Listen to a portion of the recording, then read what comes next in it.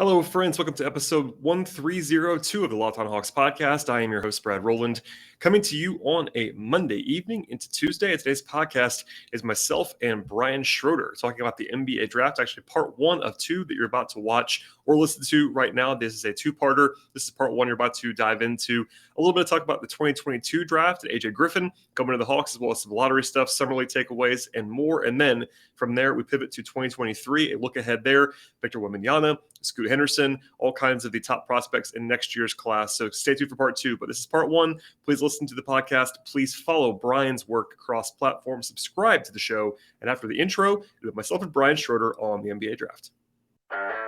You are Locked On Hawks, your daily Atlanta Hawks podcast. Part of the Locked On Podcast Network. Your team every day.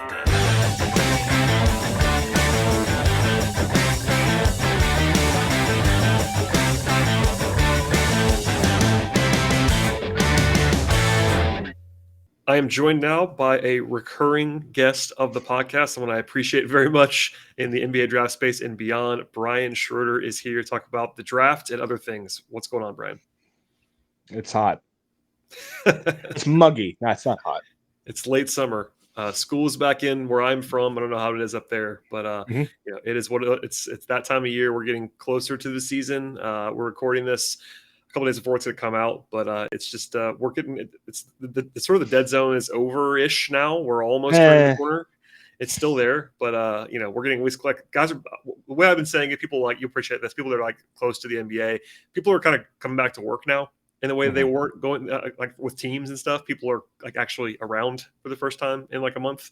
So we're almost there. We'll see. 3 weeks from now, we'll be we'll be close.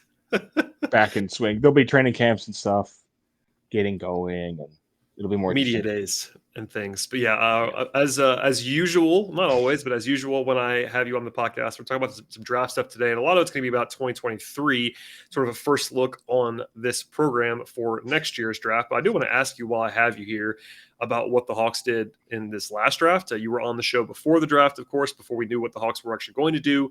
But now that we know, especially the AJ Griffin pick, I know he didn't play in Summer League, but you have seen AJ Griffin probably more than, I don't know, most people in the world have seen him. So you are very qualified to offer analysis that is not reliant on Summer League. So what did you make of that pick and the fit with AJ in Atlanta? I know it's been a little while now, but all that. He was in my top 5, so I can't criticize it in any way.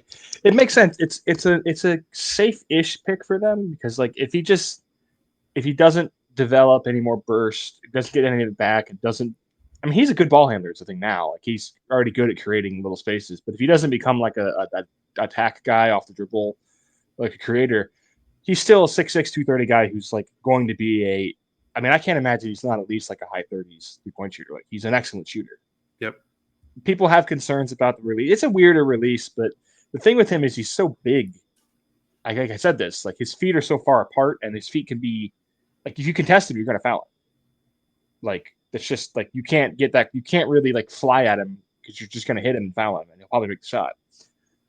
So he's going to do that. He's fine on defense. Like he's a little slow-footed and slow to react sometimes, but I think he can play up with the Jay Crowder style. Like put him on like a PJ Tucker guy, and he's not going to get beat.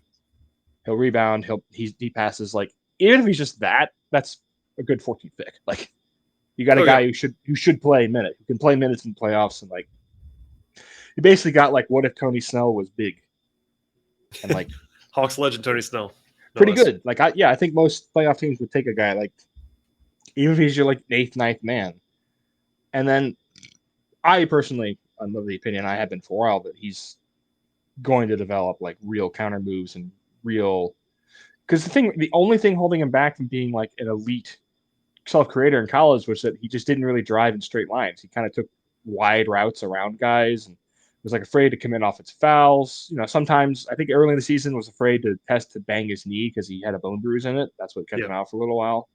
And that's, you know, I have a bruise on my leg right now. It doesn't even bother me, but I'm still like trying not to move it. You just don't want to bump it. It's not comfortable when your leg looks like a banana. You don't want to bump into stuff. So I think he will be. I mean, if he's like your 4th guy, if he steps into the Herder creation stuff and does that well, monster steal, like just enormous steal. Could do a lot of the stuff DeAndre Hunter does with the ball. If he can do that, he's a top 6-7 player in this class because he's going to shoot. He will defend up his. He's not going to be defending guards, but I don't know if they need that guy. I mean, everyone needs more of those guys, but I think the Hawks are fine there. And yeah, like I said, he's young. He's significantly less experienced. Like basketball age, he's even younger than he is because he basically missed 2 full seasons. So at 14, there's like no downside. If he doesn't become like a second level star, he's just going to be a 3D guy, just like a guy off the bench shoots threes and is big. Like nothing wrong with that. For sure. And I think that that's important context. You know, I preach this all the time. I know you do too. Like it doesn't matter where you get drafted in terms of like expectation level. A couple years from now, no one's going to remember where people went drafted unless it was some crazy thing. But if you invest in a guy where the Hawks picked AJ Griffin and he becomes a quality role player, that's a win. And obviously he has a lot of upside beyond that. You mentioned sort of a bridge, something else I want to ask you about, but you mentioned him missing like 2 years. We're all guessing on the outside, but as soon as he missed summer league, it was like, oh, injury prone. And it's like, well, he's got a lot of injuries for sure. This is a guy who actually has had a bunch of injuries. But like, did you worry about that evaluating him in this draft? Like, no, I think you saw him before the injury too, which probably informs you more than most. Well, his injury history is a little bit of a misnomer. It's not he missed 2 full years, but it's not like the Embiid thing where his body exploded. Yeah, he hurt his knee in between sophomore and junior year, and that was like I think it was a dislocated knee. It was his other knee. And that was like a significant injury. He missed some time. He didn't have to have surgery or anything. But the second injury when he hurt his ankle, that was the COVID year. He played in the New York Public League, which had extremely high COVID restrictions. And he was out. He was supposed to be out like 3 weeks, and his camp just decided he wasn't going to play. So he didn't miss that season due to injury. He got hurt and then sat out the rest of the year. And then he banged his knee in practice and missed like 3 practices at Duke and was a little tentative for like the first 5 games. He didn't miss a game. He played every game for Duke. So he did. Yeah, which I think if you ask people like if he played all season, people would say no because of all of the buzz around the injuries with Griffin. But no, it's good context. And the COVID year is going to be something people, and we talked about this a lot before the draft too. But like where guys actually were playing, what states, what locales they were in, that all mattered a lot. And Peyton because Watson he was played in LA. Yeah. They didn't play for almost 2 years, so he didn't get to play. And right, and Paolo didn't play as much as other people did. Some people, it was one of those things. But no, Griffin, especially because, as you well know, like people always before the injury, the first injury, he was number 1 on some boards. Like he was cemented already, didn't need to play. Was already going to be going to Duke and was set up. So like there was a little bit less pressure on him to play and all that stuff too. So I thought it was just important to ask you about that because I know you've always liked him along the way, and obviously not going to be he's never going to go in the top 5 of the draft. But I was surprised when it happened when he slipped to the Hawks. I know there was kind of the injury caveat around, and people kind of assume that's why he fell. I think it might be a little bit of why he fell, but I think for the most part, it's just kind of every year somebody falls, and he was the guy that fell. Yeah, and I think he. I don't want to speak ill of the departed, but Mike Krzyzewski did not use him. He was not a guy that you could tell did not figure into their offense. He just stood around and got passes. But he had a lot of late shot clock plays where he would just take 4 or 5 dribbles and shoot like a 7-foot step back. It looked crazy. But it's very obvious that the 2 games that Shire coached, the one game specifically, which was it was either Wake or Georgia Tech. I think it was Wake. Yeah, it was Wake because they played Alonzo Williams. Where he was having AJ like set screens and run off flares and like run Duncan Robinson actions, and he had 27 points, and he was a monster. There you go. I think he took like 11 threes. Like the usage was cranked way up for him, and he looked like a top 5 pick. Like he was a monster in that game, crossing people over, like dump offs, all this stuff. Like he looked awesome. And I think there's some burst. Like I think part of it was Coach K wasn't sure how healthy he would be because he definitely has lost some burst from his knee originally, and that can come back. But he just didn't play, so his body changed. I mean, imagine not playing from 16 to 18, really. Pretty big years developmentally. Yeah, so he may not get that. And if that burst doesn't come back, then he's going to be on the lower end of sort of the developmental curve to set up for him. But like I said, that player is still an NBA player. Like right, the shooting here's a lot. It's not hard at all to see him be like a Jay Crowder type or like a late career Shane Battier type in Miami. Just just shoots threes, like 80% 3-point rate, grabs rebounds, makes smart rotations, like that kind of power forward. Like I think he'd be great. But if the burst comes back, he's a 2-3-4. He's a 3 position guy, and he's just way too strong. Like he's huge. He's already huge. Just turned 19. So yeah, his strength is incredible. Like several times teams tried to cross match and like post him up, and it wasn't happening. he stonewalled like so many. I think Armando Bacot tried to post him up, and he just like didn't move. And Bacot was like, "Oh, just shot a hook."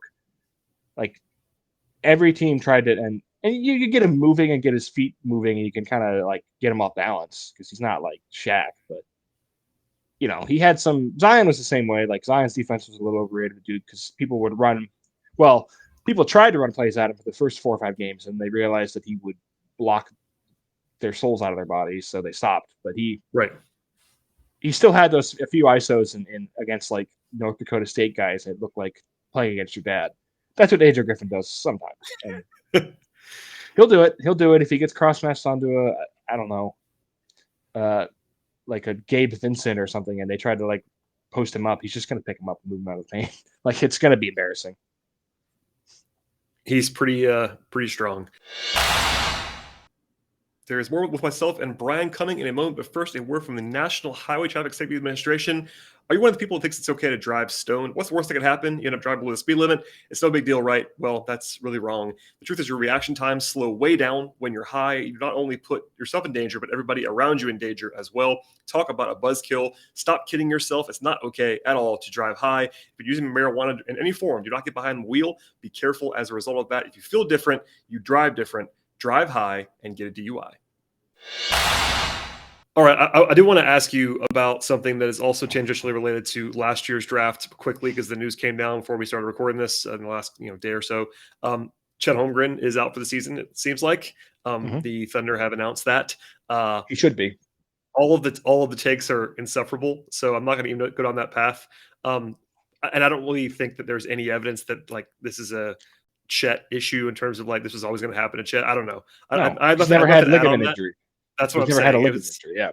Yeah. If people were just like waiting to pounce on the Chet's injury prone, look at his body, this is why he's hurt stuff. Like I don't, miss me with that. I'm good. But do you have any concerns about this long term? Like I know you were high on Chet, like a lot of people were. So no, because this injury. So this is. It's hard for people to understand what your midfoot is. Everyone's heard it. Your midfoot. This injury it's a jockey injury. It's one that like if your feet get caught. It's why a lot of football players break the least front because their foot plants, and you're up on your foot like this, and your foot plants, and then your turns. And that's how it breaks. He didn't break the bone; he tore that ligament. That ligament does not connect to the other toes; it connects to the center of your foot. So if that is messed up, you can't like your arch. It's not supported. You can't do anything. Yeah, that's why he's out so long. The positive thing is medical science is pretty good at repairing ligaments now. Like tendons can be iffy. Ligaments, like the ACL is not an issue. Like guys come back from it all the time, and that's a much more crucial ligament. It's in the name, cruciate. So he's not going to be able to really walk or rehab for 5 to 6 months. So he just can't play this year. Like it's not. You can't ask him to come back and ramp up to full game conditioning. I mean, he could play in April, and they're not going to be needed. But why would they do that? Exactly. There's no reason to do that, and it's smart by them to come out now and just say he's out for the season. And it's a very delicate area. That way nobody asks him. That way nobody asks. If you just do the indefinitely thing, like some teams do, I always hate that because like if for some reason, and I think this is not going to happen, if for some reason they want him to play in March, they could just play him and like no one's going to complain if you said he's out. If you said he's out for the season, if you go the other way and say that a guy's out indefinitely, people are going to ask you every 2 weeks about the guy's status. Yeah, and it's just like you can't win, so just rule the guy out and we'll see what happens. Yeah, and the injury, I mean, it's not really. I've seen it, but some of the takes. The worst one is this idea that it's somehow the floor of the pro-am's fault. It's the opposite of that. Like it's not a slippery floor. If the floor was slippery, his foot would not have. He didn't planted, and so if his foot had slid, he probably would have just fell on his knees or something and maybe hurt his knee. But like that's not slippery floors do not tear ligaments because ligaments have to catch. Your foot has to. That's why I said it's like a jockey injury. It's like your foot falls and gets caught in a stirrup. Right. It has to be locked in to tear a ligament. That's how you tear ligaments. That's It was why just the perfect the storm, though. knees Like, shake. Yeah. yeah, it was perfect. I mean, the whole narrative thing, like, especially because that day they closed down the game, like in the same game. And so if that's all you know is Chad Holmgren, year-long injury, same game as this pro-am got shut down, like it's a pretty natural like narrative thing to be like, oh, it had to be the court's fault. And I'm with you. I mean, from all that we know, I don't think it was the court's fault. I thought that. I heard that. And I thought that. And No, you see the everybody video. did. Yeah, you see the video. If you watch it, yeah, it doesn't make sense. If you watch it and listen to people that are smarter than we are about injury stuff, like that's not what happened. I don't think so. Anyway, I want to at least ask about that because it was kind of topical. But I did want to tie it into one thing. Yeah, I think people with Chet, because Mobley had those concerns too, like how's he going to handle up physically with like centers, and that's skinny. I mean, it's a little bit. It's like, well, sometimes you hear like, how's he going to guard Joel Embiid? It's like, well, is anybody going to guard Joel Embiid? But I think it's fair to say like, a guy like that playing center full time will get banged up. Like that's part of why I think 7-footers get like this misnomer of being injury prone. It's not that they're more injury prone; it's that they get hit more. Yep. Like nobody says that smaller guards are ACL tear prone, but they tear their ACLs more because they go back and forth like this. They go side to side a lot more. Yep. So like this injury, it is kind of a fluke injury. Like you're not really supposed to be able to tear that ligament. It doesn't really matter. Like unless it's revealed he has some degenerative ligament condition, which I don't even know what that would be, then it has nothing to do with like it's kind of a fluke injury. The most you can say is that him not having huge leg muscles means that he had to set back on his foot more. But I kind of feel like that would have happened anyway. I mean, or he just would have torn his hamstring. Right, and that which isn't any better. Yeah, that's Tyron Smith. It's not any better injury. That's a nasty injury too. I guess it heals quicker because it's a muscle, but not a good injury. It's just obviously no fun. I mean, everybody likes Chet. I want Chet to succeed. The takes are horrible and all. But what I wanted to say is that it ties into the draft. I think this is a problem that I don't want to be like hipstery about it, but I think when you only really catch up with the draft, you only do have a few weeks before it, and you kind of catch up. You gravitate more towards guys who look like what you've seen. Great example is a Cam Reddish type, where he looks like what you think an NBA player looks like. He plays like what you think an NBA player plays like. So it's easier for your brain to conceptualize them in the NBA. That's why everyone wants player comps, because they want to be like, who's he like? So my brain can figure out what this is. And Chet doesn't really have one. So people just sort of projected him as like a premise. But Zion didn't have one. John Morant didn't really, unless you count like Kevin Johnson. Luka didn't really have one. These are all the guys, Trae Young, Shea. These are the weird stars, but most stars are weird. Like the opposite of this is a guy like Keegan Murray, good player, but people liked Keegan Murray more than I think he deserved because he doesn't have any obvious flaws. So there's nothing to pick apart with the way we do, where if a guy is a 32% 3-point shooter, he can't shoot, or if a guy is 6'2", 180, he's too small for the NBA, or if he's 6'8", 260, he's too big for the NBA. It's like, or in Chet's case, 7 feet, 195, whatever he is. But it's like people. It's just strange. It seems to be pick and choose, because Zion got it for being 6'7", 285. Jalen Duren didn't get it for being 6'8.5", 270. Like he's 270. He was playing at in the high 260s this year, and he didn't get his body's not too big and strong for the NBA. Even though I think it's just because he's a center. I think that's what it is. Like he looks a lot like a lot of other centers look in some ways. But I think I haven't thought about that the way that you put it. But you are right, especially with Chet, even more so outliery. As skinny as he is, top 3 pick, like he just inspires the worst takes from people that don't pay attention. I don't think it's wrong to have that impulse. Like I understand the impulse. It's a natural thing. Yeah, I mean you don't. But know what really for me, I mean, people have asked me like, well, how did you know he was good? It's because he's been good everywhere. He's been like comically good everywhere he's played for 5 years. So like, pretty sure he's good. That's really the easiest thing to go with. Like, it may be weird, it may not be orthodox, but his size has not prevented him from being Chet everywhere he's been. Does all the same stuff everywhere he's played. He did it in college. He did it at UIBL. He did it at the FIBA U20 Unite Teens.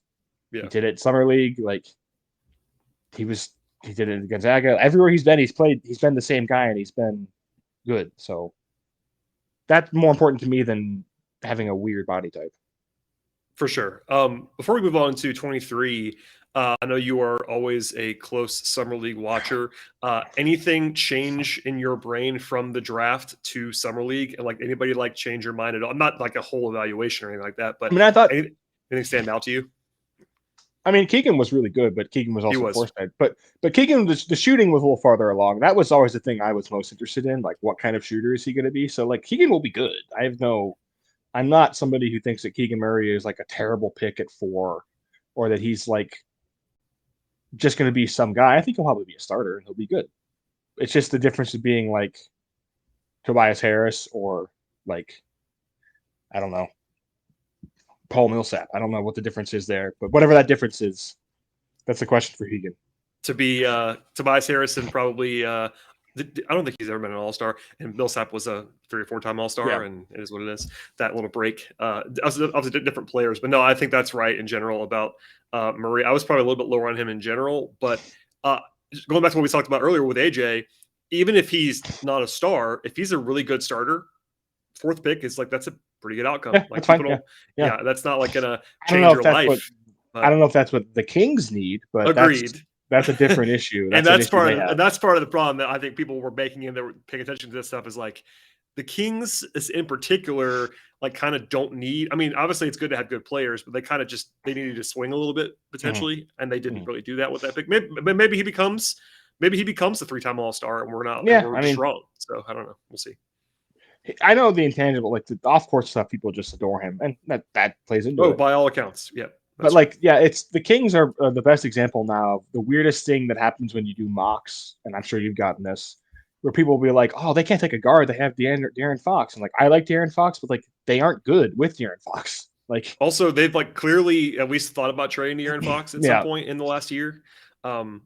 It's like, I mean, obviously, a player has to be a certain. If you have a top 5 pick, you better have like either a guy you just drafted or like a guy who's obviously a superstar, like a top 20 player. Otherwise, you could take anybody. Like this, fans are way too attached to bad cores, like or even questionable cores. Like, the Knicks fans like not wanting to trade Randall 2 years ago. It's like, are you going to win a title with him? You should trade him.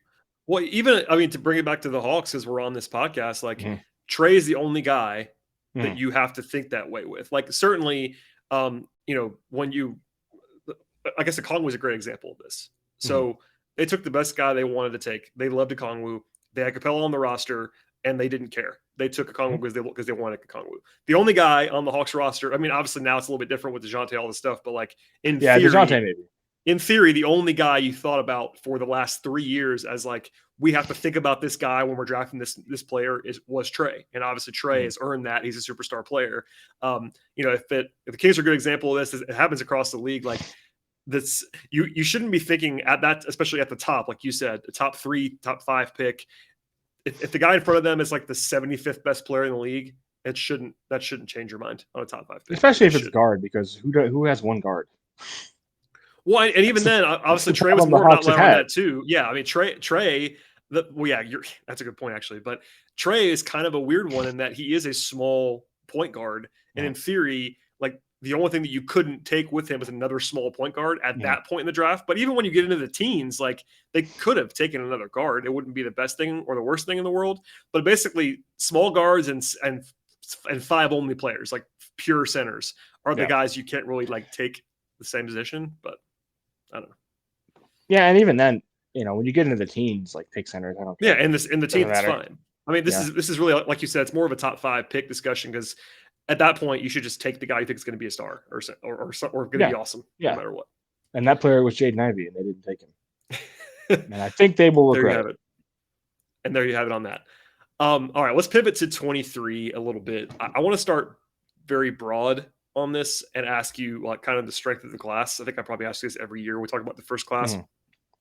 But like compared to even like 22, but even compared to a typical class, like how good right now, it's obviously it's very early, late August or September. How good do you think this class is overall? Obviously, there's a lot of attention at the top, which we'll get into, but Right overall now, strength. it's not quite as good as 18, but it's the best since right now. Okay. And we'll see. There, some of the freshmen will disappoint. There is a little bit of a concern. There's not as many obvious breakout second year guys. Like last year, Ivy. At this point, Ivy was a breakout guy. Johnny Davis was a breakout guy. Keegan was a breakout guy. Yep. I mean, a lot of guys. There were a lot of.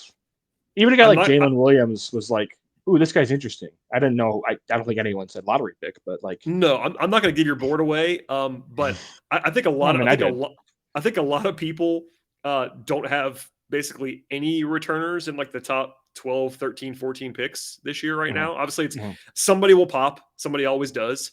But like, it's very possible this is a very, very heavy one and done / OTE / Ignite / European draft. Last year had the most one and dones ever taken, so it's only going to get and they should have. Like again, Josh Minot should have been drafted. Peyton Watson should have been drafted. Caleb Houston, I think, should have been drafted. I think he was drafted about where he should be. Yeah. So like, yeah, it just makes more sense. I'm glad teams seem to be understanding, or at least putting more resources into the idea that like, if a guy has something now, it's better for him if we. I think the G League has been established to the point where teams feel comfortable sending a guy there.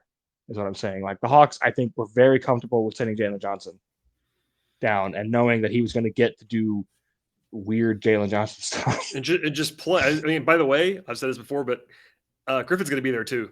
I'm pretty confident at some point. Yeah, he may not be there as much as Johnson was last year, but Griffin's going to be in College Park at some point this season. I'm pretty confident in that, and that's okay. And like you said, the stigma's kind of gone. Like I remember, I won't name the player, but there was a player early when I was covering the Hawks that got sent to the G League. That was a first round pick and was not happy. Like it was kind of a blow up behind the scenes, and now like that doesn't really happen to guys. Like it's pretty typical now that if you're not a top 10 pick, especially if you're a one and done on a pretty good team, people are just used to it. Always they kind of bake it in. They're probably not thrilled about it, but like go down there and play, get your numbers, get some more reps, and like play basketball. There are guys who want to go down there. Like a lot of the Bulls guys wanted to go down there last year, especially one who may or may not be on the roster anymore, who shouldn't be. Sorry.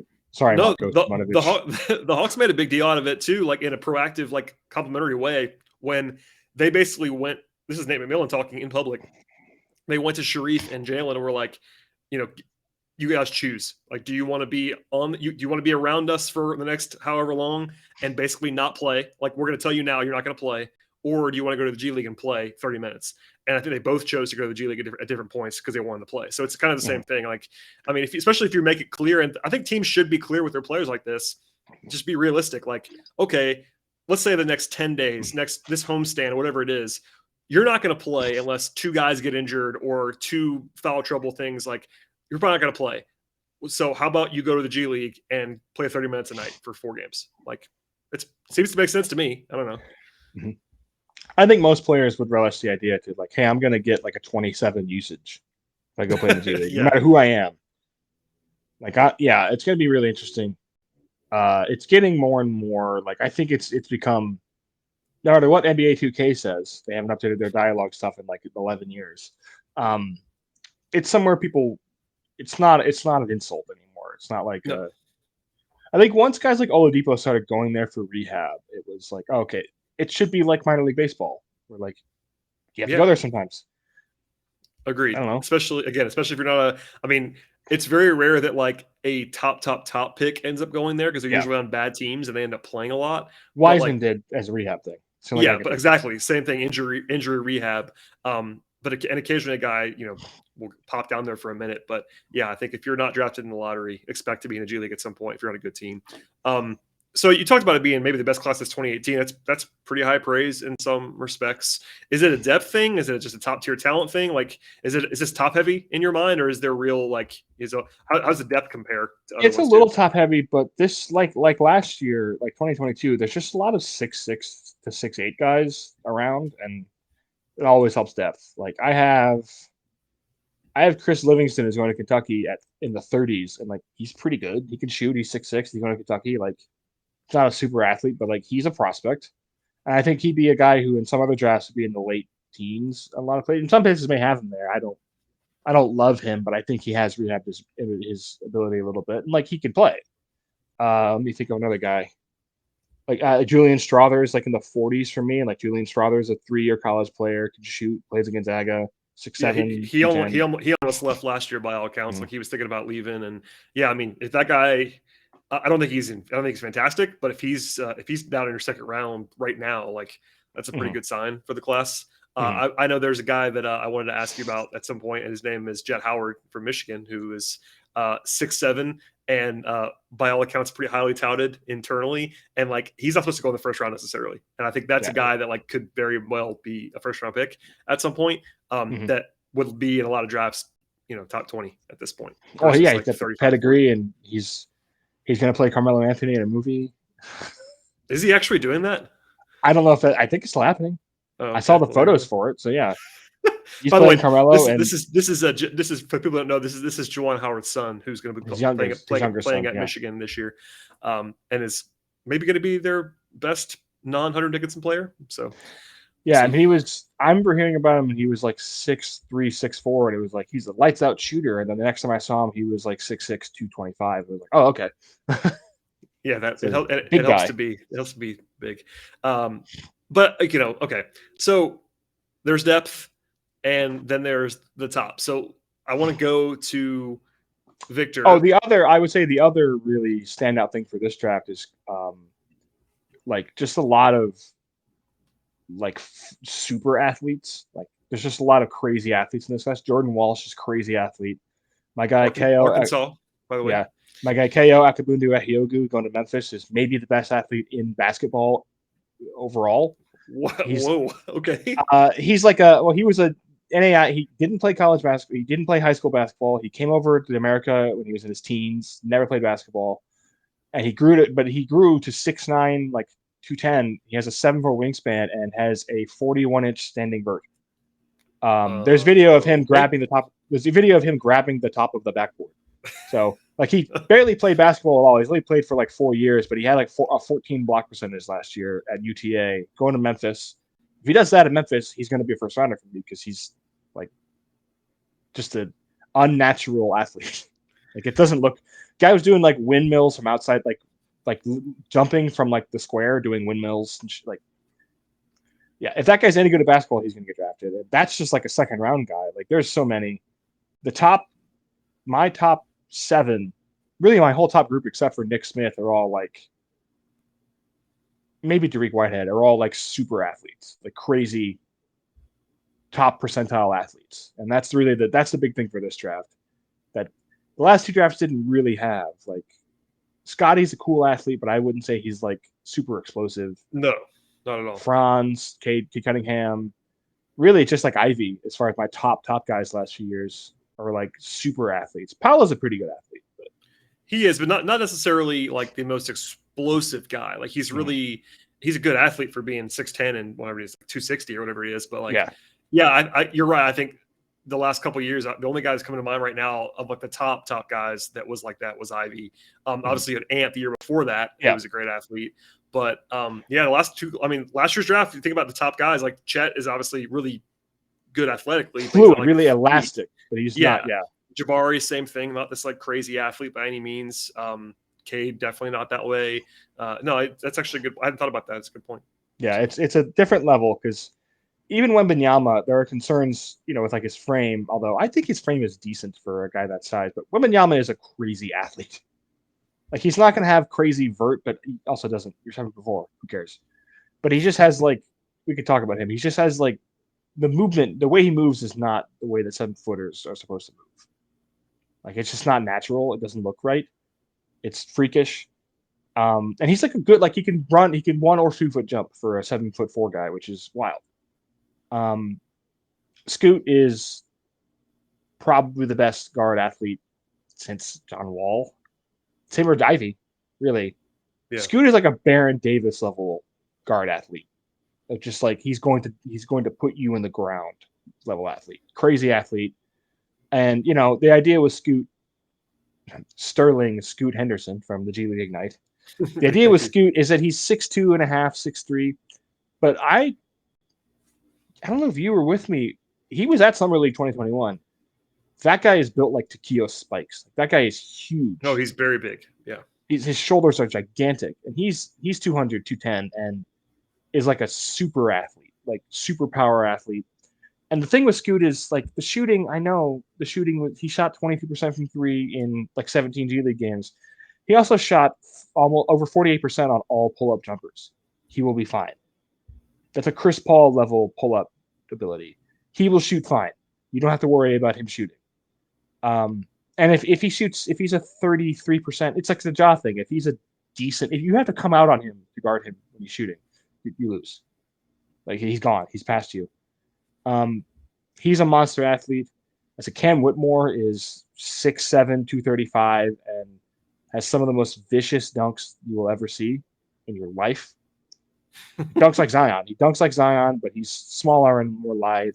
If he shoots at all at Villanova, he's like a star forward player. Like he's like, I don't even know who to describe him, like bigger Mitch Richmond. Like just monster athlete.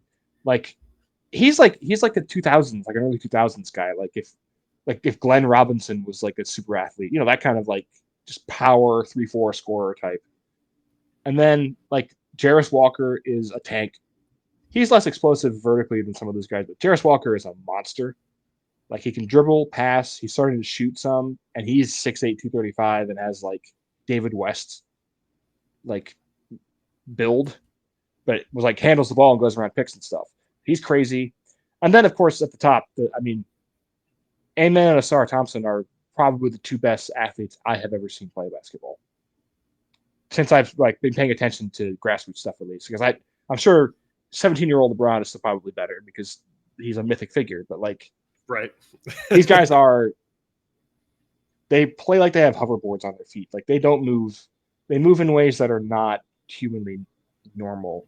I've seen Amen Thompson has 4 or 5 plays at OTE last year where he picks up his dribble at the 3-point line, takes 2 steps and dunks, like Giannis style stuff, but at 6'7", and with not even like 7-foot wingspan, like +2.5, +3 wingspan, which is solid. You know, it's good, but not like it's not like a Giannis thing where they just kind of stretch out.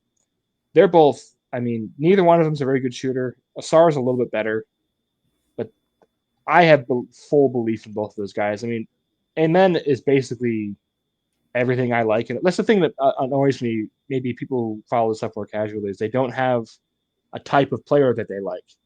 Where guys 1 year will love Dyson Daniels, and then the year, but I hate Alonzo Ball. It's like, well, what do you? It's the same player, or like a guy who, like a guy who 1 year will be like James Wiseman's going to dominate the paint, and then Jalen Duren can't shoot. It's like, well, what do you want then? Like, I don't know what kind of player do you like? You have to have some kind of internal logic to what you're saying. And my internal logic is that I like tall guards who do cool layups and make a lot of crazy superhuman Sharif style passes. He literally has a Sharif pass where he gets stalled driving to his left, plants off one foot, does a 180 and fires a pass to the other corner that a guy that there's no way he saw. Sharif does that pass. And imagine if Sharif Cooper was 6'7". That'd be helpful. And then I like guys who are like free safeties on defense, Caruso style, like team defenders who make reads, and Thompson is. I'm surprised he's not a free safety. I'm surprised that he's from South Florida. I'm surprised he's not Jamar Chase. So he looks like he should be. He looks like he should be a DK Metcalf style like monster receiver, but he somehow played basketball. And like, Amen Thompson is probably my favorite prospect of all time, and that includes Shea, and that includes LaMelo Ball, and that includes AJ Griffin and Cade, Jaden Ivey. Like I think he's my favorite prospect of all time. He does things that are not every game, even if it's not a positive, it doesn't end in a positive play. He will do things that are. I mean, I watch a lot of basketball, and I think most people who watch a lot of basketball, we don't react to it that much. Like you'll react to cool things. You'll be like, hey, even in person, I'm becoming more and more like I'm getting that coach mentality where you just keep watching. You like nod. Oh, that's good. And Amen does things that I like jump up multiple times. Like it's Zion stuff. Like Zion did that in college, where you would like physically react to things he did. And he's going to be the guy this year that I think people just can't conceptualize, because he's just 20% 3-point shooter. He shot 59% from the line, something like that. Is like a driver finisher, but is not like he's like, he's a wing. He's a wing he's like I don't know. He's like Walt Williams, the Wizard, but if he was like a super athlete, that kind of guy, like he's a straight up ball handling wing. They're not really a guard, doesn't play isolation defense. He just kind of sits back and covers gaps. Like I said, you're not going to be off ball. He's going to have the ball all the time. It's the Sharif stuff, but with a larger guy, he's a better athlete and worse at shooting. So people are going to have a lot of problems conceptualizing him. Asar is a little easier. Asar is just Jason Richardson kind of player. Like, he is a 2-3. He's a swing man. He is here to play one-on-one defense and attack the rim and shoot open shots. And it's a good pass. Like, he has a lot of the same traits. He just plays much more aggressively as like a scorer. Mm-hmm. That's easier for people to understand. Like, I could just say he's like Jason Richardson or Vince Carter-ish, or like any Jerry Stackhouse, any of those kind of like early 2000s guard forward Jordan types. That's how he plays. So people are going to understand that. But Amen is, I don't know what. It's really the only thing I could compare him to is, what if Shai Gilgeous-Alexander was like a 99th percentile human athlete vertically? Seems like a pretty good player to me. Yeah, he's unbelievable. I can't describe him. He's almost more breathtaking to me than Wembanyama, who is almost, not quite, but Wembanyama is like Kareem Abdul-Jabbar levels of like, this human being only comes around once every 60 years or so. All right, that is the end of part 1. Again, please stay tuned to part 2 of this podcast with my friend Brian Schroeder about the NBA draft. It should be in your feeds right now. Please subscribe to the show, flip on over to part 2, and we'll see you all next time.